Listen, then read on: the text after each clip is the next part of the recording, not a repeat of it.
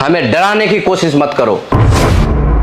सच्चाई अगर दिखा रहा हूं लोगों तक तो मेरे ऊपर एफआईआर होता है। किशनगंज की नगर परिषद की जनता सवाल पूछ रही है तो आपको जवाब देना होगा। सच्चाई दिखाने के लिए मुझे जेल जाना पड़े, मुझे 1000 एफआईआर खाना पड़े, हम लोग खाने के लिए तैयार हैं। हम लोग पीछे डरने वाले नहीं हैं। क्या सवाल पूछना गुनाह है? क्या विपक्ष को आवाज उठाना गुनाह है? तो मैं ऐसे गुनाह करने के लिए 1000 बार तैयार हूं, मुझे कोई परवाह नहीं है। आपराधिक मामला छुपाकर जनता को आंख में धूल झोंक कर वह चेयर में बैठने का काम किया है। हम लोग दोषी पाए जाते हैं तो हम लोग कानूनी रूप से जो कार्रवाई होगी हम लोग सहने के लिए तैयार हैं। जनता के लिए एफआईआर खाने के लिए तैयार हैं। जनता की आवाज को उठाने के लिए जेल तक जाने के लिए तैयार हैं। जनता के लिए मैं एफआईआर से लेकर जेल तक मैं जाने के लिए तैयार हूं। इम्तियाज नसर को डराने का कोशिश ना करें। प्रेस कॉन्फ्रेंस आप क्या मामला है तो बताइए। देखिए, मामला ये है कि 18/3/2026 को नगर परिषद चेयरमैन के द्वारा दीपचंद रविदास जी के ऊपर और हमारे ऊपर झूठा मुकदमा किया गया। और इस एफआईआर से ये साबित होता है कि किशनगंज नगर परिषद की भोली वाली जनता और जो सवाल पूछेगा और जो सच्चाई तक दिखाने का कोशिश करेगा उनको डराने और धमकाने का कोशिश किया जा रहा है। इस एफआईआर से ये साबित होता है। और मैं बताते चलूं कि ये झूठा एफआईआर जो मैं आपको बताते चलूं, इसमें बहुत कई ऐसी चीज़ दिया है जिसमें ऐसा लग रहा है कि हमें फ़ोन के द्वारा उनके पास मैं रंगदारी मांगा, वो रंगदारी नहीं दिया, तो जिसके कारण मैं लोगों को जो है भ्रमित कर रहा हूँ, लोगों को गलत खबरें दिखा रहा हूँ, गलत चीज़ मैं बयां कर रहा हूँ। लेकिन ये साबित होता है कि जनता के लिए, नगर परिषद के अवामों के लिए और सच्चाई तक लोगों को आंख खोलने के लिए हम 1000 एफआईआर खाने के लिए तैयार हैं। हमें एफआईआर से डर नहीं है। जनता ने अगर चाहेगी, मुझे जनता के लिए मैं एफआईआर से लेकर जेल तक मैं जाने के लिए तैयार हूं। इम्तियाज नसर को डराने का कोशिश ना करें। वैसे भी हथकड़ी जो है मर्द का गहना होता है, हम वो सबसे डरने वाले हम लोग नहीं हैं।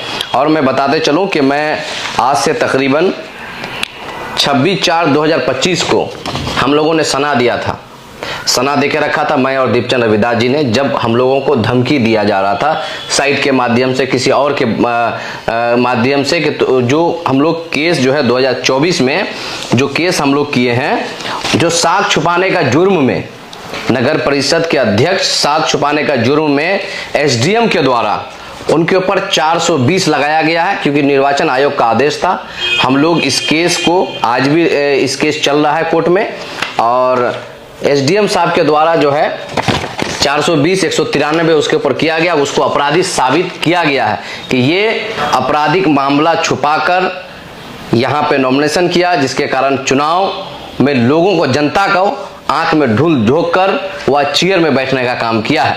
तो मैं इन सारे चीज़ों को लेकर मैं शुरू से लड़ाई लड़ रहा था, जिसके वजह से आज हम लोगों के ऊपर एफआईआर खाने की नौबत आ रही है और आई है। मैं और एक चीज़ आपको दिखा दूं कि नगर परिषद में जो भ्रष्टाचार हो रही है, लगातार मैं भ्रष्टाचार को पर्दाफाश करते हुए मैं जनता को सच्चाई दिखाने का कोशिश हमेशा किया हूं और आगे भी मैं सच्चाई दिखाने के लिए मुझे जेल जाना पड़े, मुझे 1000 एफआईआर खाना पड़े, हम लोग खाने के लिए तैयार हैं। हम लोग पीछे डरने वाले नहीं हैं। हमें डराने की कोशिश मत करो। अगर किशनगंज की नगर परिषद की जनता सवाल पूछ रही है तो आपको जवाब देना होगा। मैं बता रहा हूं कि मैं कुछ नगर परिषद के खामियां को मैं बता रहा हूं कि एक यात्री शेड जिसका बजट नगर परिषद ने दिया है 13,98,300 रुपए, जो कि आपको कहीं से भी ये उचित नहीं लग रहा है। 1.5 से 2 लाख रुपए एक स्टील और टीन से बना हुआ यात्री शेड का आप 14 लाख रुपया तकरीबन आप देंगे, तो ये मैं सच्चाई तो जनता तक दिखाऊंगा ही। और मैं बताते चलूं कि साफ सफाई के नाम पे आप एक सिलीगुड़ी का कंपनी है जिसमें MS रेस प्राइवेट लिमिटेड कोई कंपनी है, जिसको सिलीगुड़ी का कंपनी दिया है और उनको जो है समथिंग 45 लाख रुपए प्रति माह उनको दिया जाता है उस प्राइवेट कंपनी को, जिसके माध्यम से डोर टू डोर कचरा उठाया जाए। लेकिन कहीं धरातल में काम दिखाई नहीं दे रहा है। जहां कचरा नजर आ रहा है, जहां तहां जो है गंदगी नजर आ रहा है। तो मैं यही चीज सच्चाई को दिखा रहा था।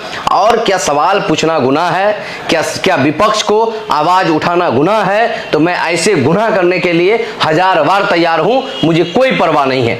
ऐसे FIR वो 1000 बार करे, मैं सच्चाई जनता के बीच में रहता हूं और सच्चाई जनता को मैं दिखाता रहूंगा। तो ये FIR आज मैं एसपी साहब महोदय से मैं अपील करने के लिए गया, ये रिसीविंग है, मैंने ज्ञापन भी दिया था कि हमारे ऊपर जो FIR हुआ है इस पे निष्पक्ष जांच हो। मैंने कहाँ रंगदारी मांगा, मैं क्या आपत्तिजनक कोई बात कहा है या उसका जाति सूचक से जुड़ा हुआ मैं कोई बात अगर कहा है तो मुझे मेरे ऊपर कानूनी कार्रवाई की जाए। अगर ऐसा कुछ साबित नहीं होता है तो IPC धारा 182 और IPC धारा 211 के तहत उनके ऊपर मुकदमा और कार्रवाई, कानूनी कार्रवाई की मैं अपील करता हूं। मैं SP साहब से मैं गुहार लगा के आया हूं। मुझे उम्मीद है कि कानून जो है सच्चाई को देखते हुए सच्चाई तक पहुंचने का कोशिश करेंगे। और बहुत सारी ऐसी चीज है कि नगर परिषद में आप देखेंगे करोड़ों रुपए का मशीन, आप जाएंगे अंबेडकर टाउन हॉल में सड़ रहा है। 2 साल से 2 किलोमीटर भी, मैं दावा कर रहा हूं, दावा के साथ बोल रहा हूं, 2 साल से 2 किलोमीटर भी वो गाड़ियां नहीं चली है, लेकिन गाड़ियां सड़ रही है वहां। ये जनता का टैक्स का पैसा का गाड़ियां हैं, ये किसी का बाप का नहीं है, ये किशनगंज की नगर परिषद की अवामों की पैसा का दुरुपयोग है। मैं ये सच्चाई अगर दिखा रहा हूं लोगों तक तो मेरे ऊपर FIR होता है। हम अगर सच्चाई दिखाने का लोगों को कोशिश करते हैं, अगर लोग सवाल पूछता है तो उनका औकात दिखता है। अगर लोग सवाल अगर पूछे कि नगर परिषद में ये काम नहीं हो रहा है तो उनके ऊपर झूठा मुकदमा SC एक्ट लगाने का धमकियां दी जा रहा है। तो मेरे ऊपर SC एक्ट लगाने का भी FIR किया है और दीपचंद रविदास जी के ऊपर भी दिया है। मैं इसलिए SP साहब महोदय से, पुलिस अध्यक्ष महोदय से मैं गुहार लगाता हूं कि ये निष्पक्ष जांच हो। अगर मैं दोषी हूं तो मुझे मेरे ऊपर कानूनी कार्रवाई करें, अगर मैं दोषी नहीं हूं तो मैं अभी ये बताया कि इस पर निष्पक्ष जांच रूप पर आगे की कार्रवाई पुलिस अध्यक्ष महोदय से मैं अपील करके आया हूं। दीपचंद रविदास जी, क्या मामला है कि आप लोगों के ऊपर क्यों FIR किया गया है? देखिए, पिछले दिनों जो है 16 तारीख को जो है 16/3/2026 को नगर परिषद के मुख्य पार्षद के द्वारा हमारे ऊपर और भाई इम्तियाज नसर जी के ऊपर एक झूठा जो है आरोप लगाते हुए मुकदमा दर्ज किया गया कि हम लोगों ने नगर परिषद के मुख्य पार्षद से रंगदारी मांगा है, उनको जाति सूचक शब्दों से संबोधित किया है, उनका अपमान किया है और उनको धमकी दिया है। इसलिए हम लोगों पे SC ST एक्ट के तहत जो है ये कार्रवाई की मांग किए थे और हम लोगों के ऊपर FIR दर्ज कराया गया। लेकिन आप इस बात को समझिए, मैं आपको ये दिखाना चाहता हूँ, ये हमारा कास्ट सर्टिफिकेट है। मैं दीपचंद रविदास, मैं खुद एक अनुसूचित जाति से आता हूँ और जहाँ तक कि मुझे जानकारी है कि जो मुख्य पार्षद जी जो है वो अनुसूचित जाति में दलित कैटेगरी में आते हैं और हम उनसे भी एक पायदान नीचे जो है महादलित कैटेगरी में आते हैं। उन्होंने मेरे ऊपर जो है SC ST एक्ट लगाने का जो है आवेदन दिया और उस पर लगाया भी गया है, FIR कर दिया गया है। हम लोगों ने पुलिस अधीक्षक महोदय से आज हम लोगों ने मुलाकात किया और हम लोगों ने यह उनसे अपील की, गुहार लगाया कि सर इस पे निष्पक्ष जांच की जाए और अगर हम दोषी पाए जाते हैं, हम लोग दोषी पाए जाते हैं तो हम लोग कानूनी रूप से जो कार्रवाई होगी हम लोग सहने के लिए तैयार हैं। जनता के लिए FIR खाने के लिए तैयार हैं, जनता की आवाज़ को उठाने के लिए जेल तक जाने के लिए तैयार हैं।